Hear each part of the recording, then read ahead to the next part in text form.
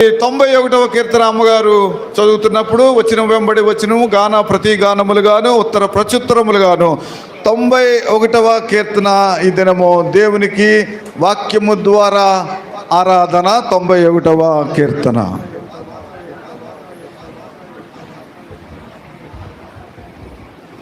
దావీదు రాసిన కీర్తనలు 91వ అధ్యాయము ఉత్తర ప్రత్యుత్తర రీతిగా చదువుకుందాం. మహోన్నతుని చాటున నివసించువాడే, సర్వశక్తుని నీడను విశ్రమించువాడు.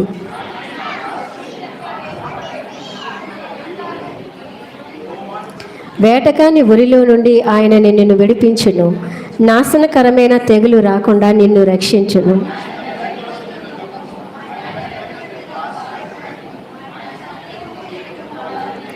రాత్రివేళ కలుగు భయమునకైనను, పగటివేళ ఎగురు బాణమునకైనను,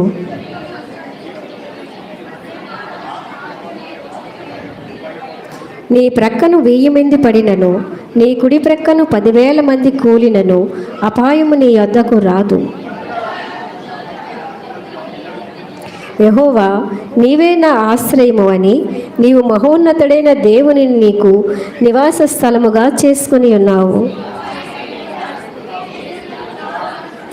నీ మార్గములన్నింటిలో నిన్ను కాపాడుటకు ఆయన నిన్ను గూర్చి తన దూతలకు ఆజ్ఞాపించును.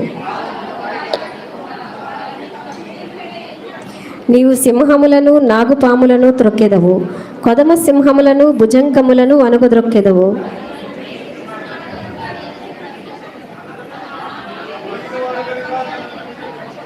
శ్రమలో నేను అతనికి తోడయుండెదను, అతన్ని విడిపించి అతని గొప్ప చేసేదను.